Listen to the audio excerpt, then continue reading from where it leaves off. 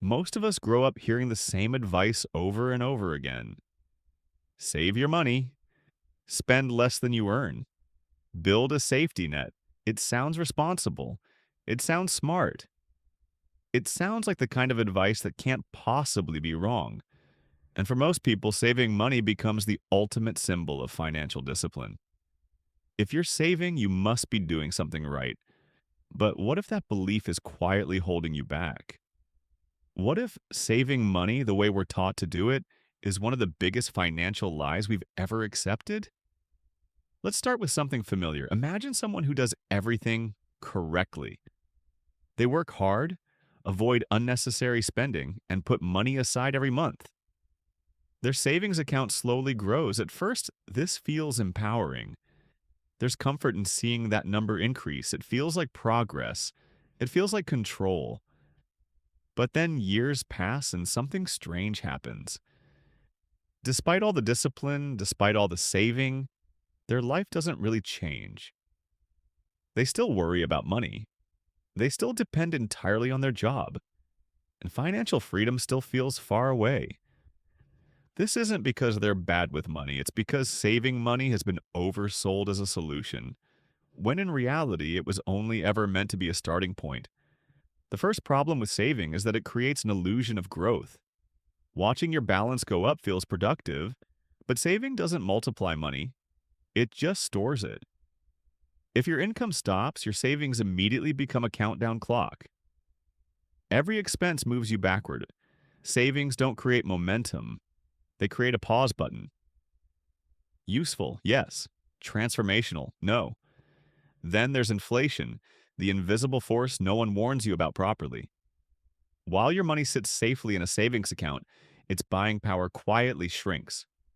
Prices rise, rent increases, food costs more.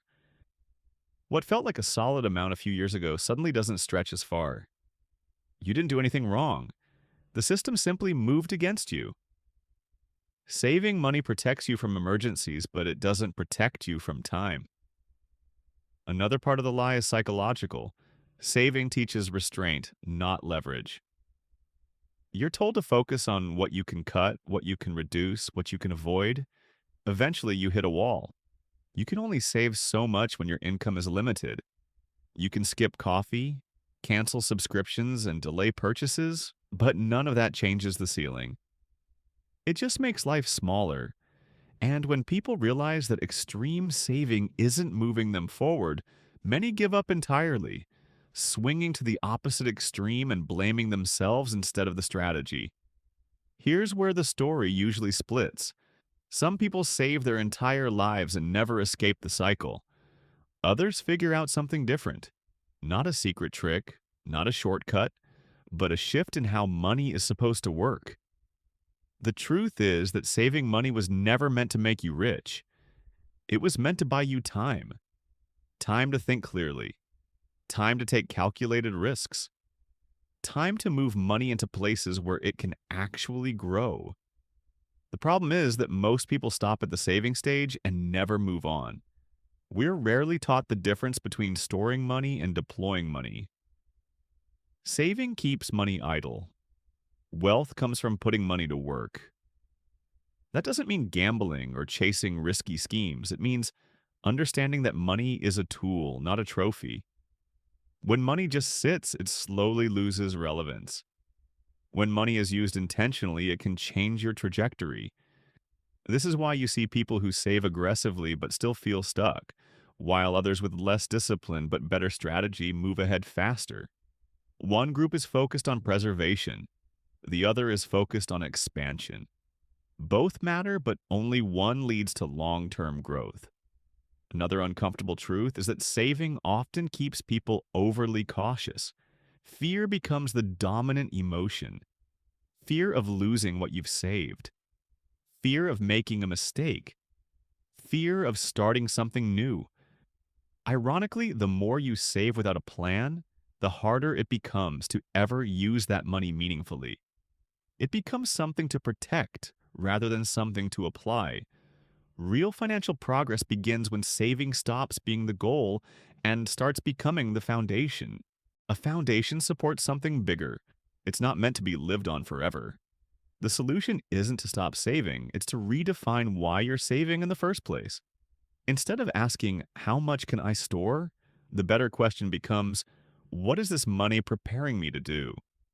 Build skills, create leverage, invest in systems that don't depend entirely on your time. Shift focus from cutting expenses to increasing value. Saving should give you options, not anxiety. One of the most powerful changes happens when you stop measuring success by how much money you've saved and start measuring it by how independent your life feels. Do you have breathing room? Do you have choices? Can you handle a setback without panic? These are signs of real financial strength, and they come from balance, not obsession. A simple but overlooked life hack is separating money by purpose.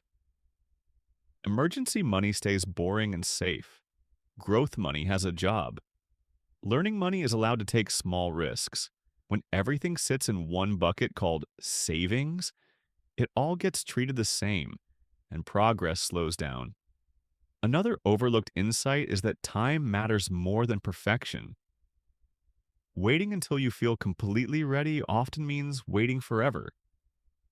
Money grows through motion, not hesitation. Small, imperfect steps beat flawless plans that never start. The biggest shift is internal. When you stop seeing saving as the finish line, you stop feeling like you're constantly behind. You stop comparing yourself to others.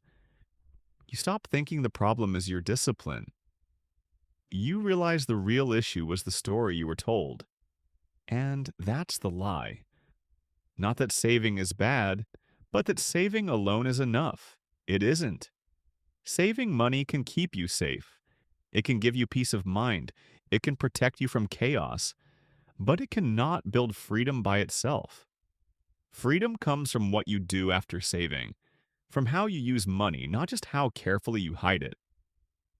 Once you understand this, everything changes. Saving becomes calm instead of stressful. Money becomes quieter in your mind. And progress stops feeling invisible. So if you've been saving for years and wondering why nothing feels different, you're not failing. You were just taught half the story. Saving is the beginning, not the destination. And the moment you see it that way, you stop running in place and start moving forward.